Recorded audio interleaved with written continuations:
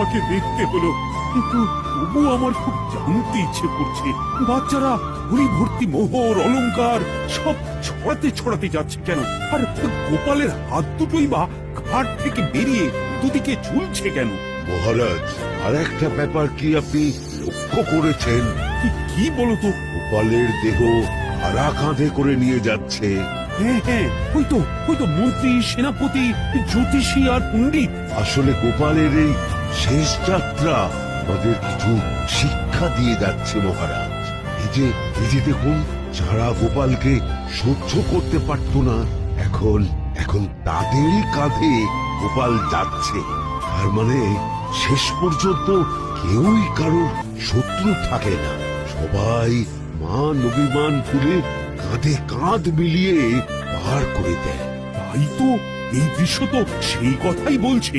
আর ওই যে মোহর আর অলংকার ছড়িয়ে যাচ্ছে, সেটাও বুঝিয়ে দেয় যে এই অর্থ, সমৃদ্ধি সবই ফেলে একসময় চলে যেতে হবে।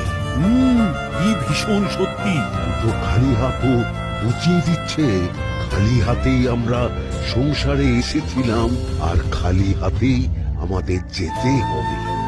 এই চরম সত্যিটা আমি আগে বুঝিনি। গোপাল, গোপাল, তুমি মরে গিয়ে আমাকে চরম শিক্ষা দিয়ে গেলে। কিন্তু এখন শিক্ষা পেলেও গোপাল তো আর ফিরবে না।